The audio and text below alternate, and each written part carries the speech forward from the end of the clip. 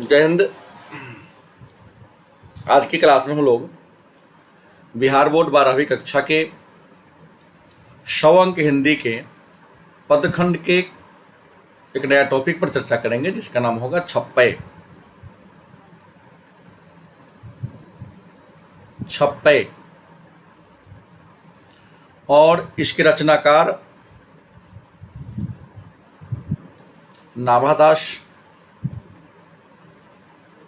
नाभादास के द्वारा लिखा गया है छप्पे। तो सबसे पहले ये जान ले कि छप्पे है क्या, छप्पे का मतलब क्या होता है। तो छप्पे के बारे में कहा जाए तो छप्पे एक प्रकार का छंद है। छप्पे एक प्रकार का छंद है जिसमें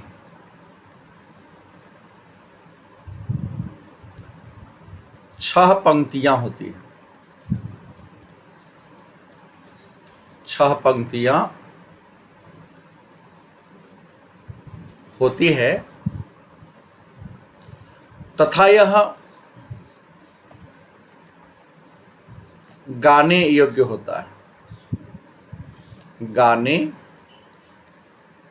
योग्य होता है मतलब छह एक प्रकार का छंद है। छप्पे क्या है तो छप्पे एक प्रकार का छंद है जिसमें छह पंक्तियां होती हैं और यह क्या होता है, गाने योग्य होता है। जिस छप्पे के बारे में आज की क्लास में लोग चर्चा करेंगे, इसकी रचना नाभादास ने किया है। और नाभादास की रचना अगर स्रोत की बात करें कि यह इसे कहाँ से लिया गया है तो भक्तमाल से। नाभादास की रचना है भक्तमाल। तो भक्तमाल नामक शीर्षक पुस्तक से लिया गया है। और भक्तमाल में आपको बता दें कि भक्तमाल में 200 भक्तों के चरित्र का चित्रण है, चरित्र का वर्णन है। और भक्तमाल में 316 छप्पे हैं। आज जिस छप्पे के बारे में हम लोग चर्चा करेंगे, इसमें छप्पे में चर्चा करेंगे तो यहाँ 2 पद हैं। कितने पद हैं? 2 पद हैं। और प्रथम पद में जिस छप्पे के बारे में चर्चा करेंगे, छप्पे के प्रथम पद में कबीरदास और दूसरे पद में सूरदास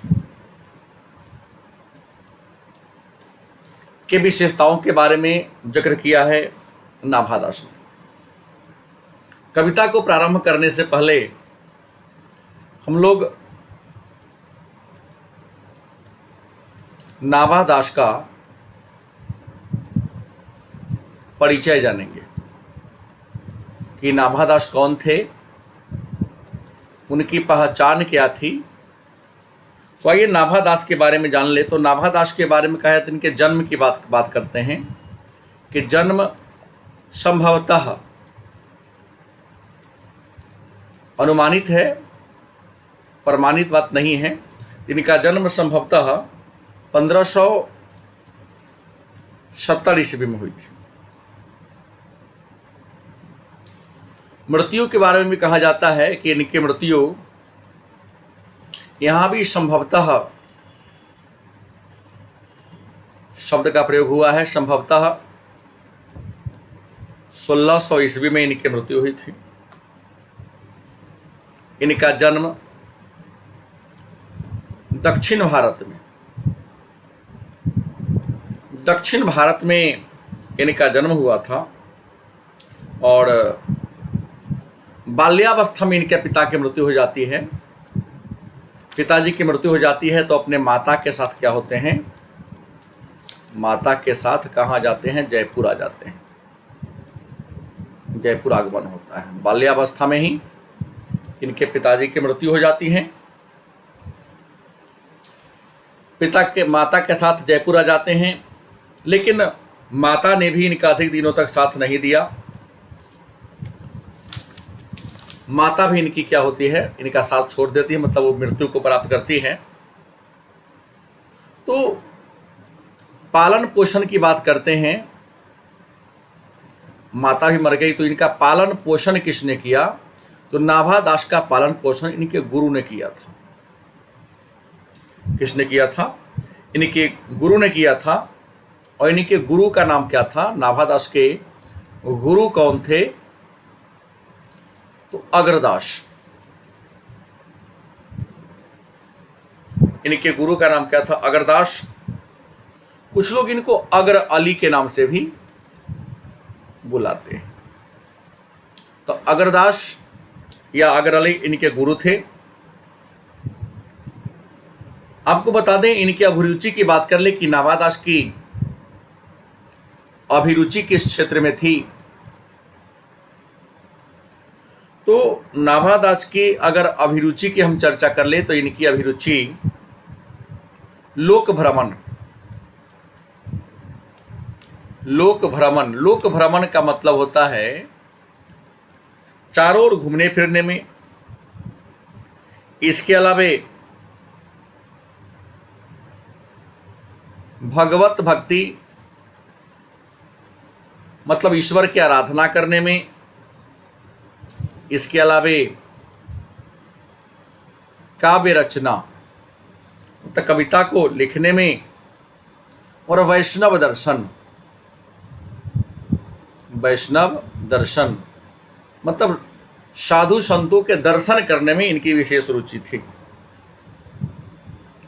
दीक्षा गुरु की बात कर ले,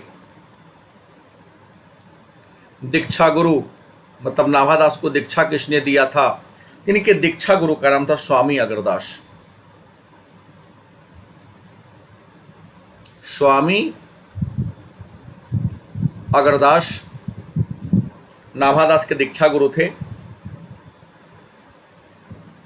और नाभा दास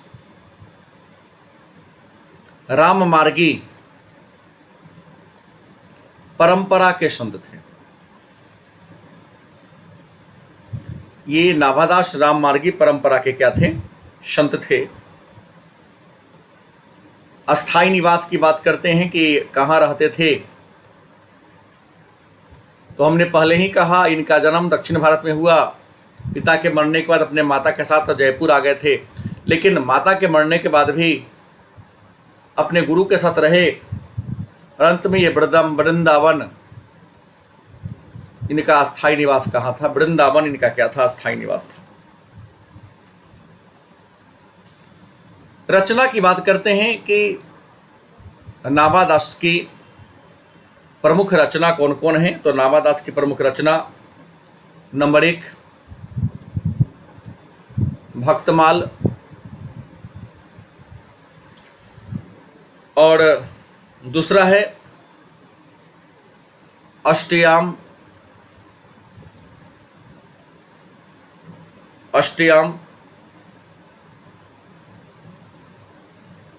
अष्टयाम को इन्होंने दोहा चौपाई शैली में लिखा है।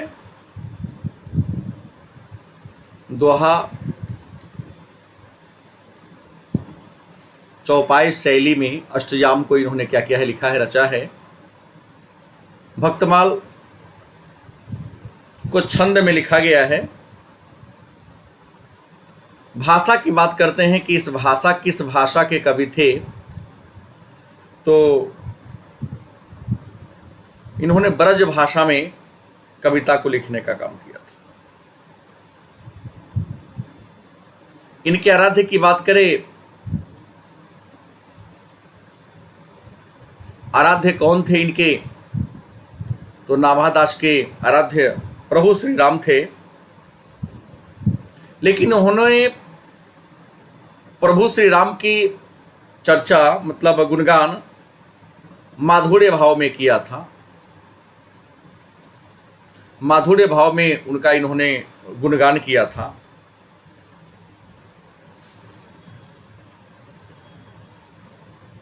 तो इनकी जो प्रसिद्ध रचना की बात करते हैं कि नाभादास की प्रसिद्ध रचना, जिस रचना के कारण इनको प्रसिद्धि मिली, वह भक्तमाल थी। और हमने पहले ही कहा, भक्तमाल में संत कवियों के विशेषता वह चरित्र का इन्होंने चित्रण किया है। और हमने कहा भक्तमाल छंद शैली में लिखा गया है और इसकी भाषा क्या थी? ब्रज भाषा है। भक्तमाल में 316 छंद और 200 कवियों के चरित्र के बारे में इन्होंने क्या किया है? लिखने का काम किया है। तो आइए चर्चा करते हैं कि आज नाभादास की रचना छप्पय में इन्होंने किस बात का जिक्र किया है। तो छप्पय, मैंने पहले ही आपसे कहा कि छप्पय के रचनाकार नाभादास हैं। और छप्पय के स्रोत की बात करें तो इसको भक्तमाल से लिया गया है। इसकी भाषा की अगर बात करें तो भाषा इसकी ब्रज है। और छप्पय है क्या? तो मैंने पहले किया 6 वाक्यों का गेय पद है। इसको छंद के रूप में लिखा गया है।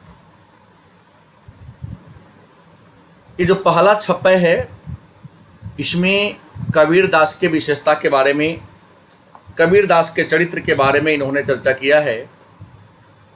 लिखे हैं कि भगति विमुख जे धर्म सो सब अधर्म करि गाए, योग यज्ञ व्रत दान भजन बिनु तुच्छ दिखाए, हिंदू तुरक परमान रमैनी शबदी साखी, पक्षपात नहीं बचन सब ही के हित की भाषी, आरूढ़ दशा है जगत पे मुख देखी नहीं भानी, कबीर कानी राखी नहीं वर्णाश्रम सटदर्शनी। जो पहला छप्पय है, इसमें कबीरदास के बारे में चर्चा है। कबीरदास की विशेषताओं के बारे में चर्चा किया गया है। और किया किसने है? तो नाभादास ने किया है। क्या लिखे हैं कि भगति विमुख जो जे धर्म सो, ध्यान देंगे, भगति विमुख जो धर्म सो सब अधर्म करि गाए। कबीरदास ने इस पद में, इस वाक्य के माध्यम से भक्ति के विमुख, धर्म के विमुख रहने वाले तथा कथित कुछ धर्मों की क्या क्या आलोचना किया है। और क्या कहा है कि योग यज्ञ व्रत दान भजन बिनु तुच्छ दिखाए। अर्थात उन्होंने कहा है कि योग यज्ञ व्रत दान भजन के महत्व के बारे में चर्चा किया है। और बताया है कि इसके बिना इंसान तुच्छ है, बहुत ही छोटा है। इंसान को जब भी मौका मिले, जब भी समय मिले, तो साधना करनी चाहिए, यज्ञ करनी चाहिए, व्रत उपवास करनी चाहिए, दान पुण्य करनी चाहिए और ईश्वर भक्ति में लीन रहनी चाहिए। हिंदू तुरक परमान रमैनी शब्दी साखी, पक्षपात नहीं बचन सबही के हित की भाषी। नवादास कहते हैं कि कबीरदास ने अपने किसी भी रचना में हिंदू, परमान, मुसलमान, मतलब हिंदू मुसलमान में अपने किसी भी रचना में, चाहे साखी हो, शब्दी हो, रमैनी हो। आपको पता होगा कि कबीर की जो सबसे प्रसिद्ध रचना है उसका नाम है बीजक, और बीजक के कितने खंड हैं? 3 खंड हैं। नाम है साखी, शब्दी और रमैनी। तो कबीरदास ने अपनी रचना साखी, शब्दी और रमैनी में कभी भी हिंदू और मुसलमान में भेदभाव नहीं किया, न तो रमैनी में, न ही शब्दी में, न ही साखी में। तो साखी, शब्दी और रमैनी में हिंदू और मुसलमान का कोई भेदभाव, पक्षपात नहीं किया। वचन सभी के हित की भाषी, हम हमेशा उन्होंने वही बात बोला जो सबके हित की बात थी। आरूढ़ दशा है जगत पे, मुख देखी नहीं भानी। नवादास कहते हैं कबीरदास के बारे में कि स्थिति चाहे कितना ही विपरीत क्यों न हो, स्थिति चाहे कितना भी विपरीत क्यों न हो, कबीरदास ने कभी भी मुंह देखी बात नहीं किया। कबीर कानी राखी नहीं वर्णाश्रम सट दर्शनी। और कबीरदास ने कभी भी वर्णाश्रम न तो मुंह देखी बात बोला, और वर्णाश्रम व्यवस्था के अवगुण को भी इन्होंने क्या किया है? बताने का काम किया है। मतलब जहां जो अच्छाई थी इन्होंने व्याख्या किया है, और जहां बुराई थी, बुराई के भी इन्होंने बड़े पैमाने पर आलोचना किया। दूसरा पद जिसमें सूरदास के बारे में चर्चा किया गया है, सूरदास के बारे में नवादास लिखते हैं, उक्ति चौज अनुप्रास वर्ण, अस्थिति अति भारी, वचन प्रीत निर्वही, अर्थ अद्भुत तुकधारी। प्रतिबिंबित दिवी दृष्टि, हृदय हरि लीला भाषी, जन्म कर्म गुण रूप सवही, रसना प्रकाशी। विमल बुद्धि हो तासुकी, जो यह गुण श्रवणनी धरे, सुर कवित सुनि कौन कवि, जो नहीं सिर चालन करे। सूरदास की विशेषता के बारे में संत कवि नाभादास ने क्या लिखा है सुनेंगे। इन्होंने लिखा है कि उक्ति चौज अनुप्रास्र वर्ण, अस्थिति अति भारी, वचन प्रीत निर्वही, अर्थ अद्भुत तुकधारी। अर्थात नवादास कहते हैं सूरदास के बारे में, उनकी विशेषताओं के बारे में लिखते हुए इन्होंने कहा है कि सूरदास की कविता को सुनकर, सूरदास की कविता को सुनकर ऐसा कौन कवि है जो उनसे सहमत नहीं होगा। क्योंकि सूरदास ने अपने वचन से, अपने कर्म से, अपने पद के माध्यम से भगवान श्री कृष्ण के लीलाओं का वर्णन किया है। इन्होंने अपने कविता में, अपने पद में भगवान श्री कृष्ण के जन्म से लेकर स्वर्ग धाम तक की यात्राओं का मुक्त रूप से गुणगान किया है। इसलिए वह कौन कवि है जो इनके बातों से सहमत नहीं होगा। दूसरा पद लिखे हैं, प्रतिबिंबित दिव्य दृष्टि, हृदय हरि लीला भासी। सूरदास आंखों से अंधे थे, लेकिन अपने दिव्य दृष्टि से हरि का, भगवान कृष्ण का बड़ा ही सुंदर तरीके से उनके लीलाओं का गुणगान किया है। जन्म कर्म गुण रूप सबही रचना प्रकाशी। इन्होंने जन्म से लेकर, हमने पहले ही कहा जन्म कर्म, उन्होंने जन्म के बाद कौन कौन से कार्य किए, उनके सारे उपलब्धियों का इन्होंने विस्तार तरीके से प्रकाशित किया है। विमल बुद्धि हो तासुकी, जो यह गुण श्रवण ने धरे, सूर कवित सुनि कौन कवि, जो न संचालन करे। मतलब सूरदास की कविता का अर्थ नवादास कहते हैं कि इतने महान कवि थे सूरदास कि उनके द्वारा लिखे गए कविता का अर्थ वही लगा सकता है जिसकी विमल बुद्धि हो, जिसकी बुद्धि क्या हो, विशाल हो। सामान्य कवि के बस की बात नहीं है कि सूरदास के द्वारा गाए गए या लिखे गए पद का अर्थ लगा सके। 13 संत कवि नाभादास के द्वारा लिखा गया 6 तो आज की क्लास में इतना ही। धन्यवाद।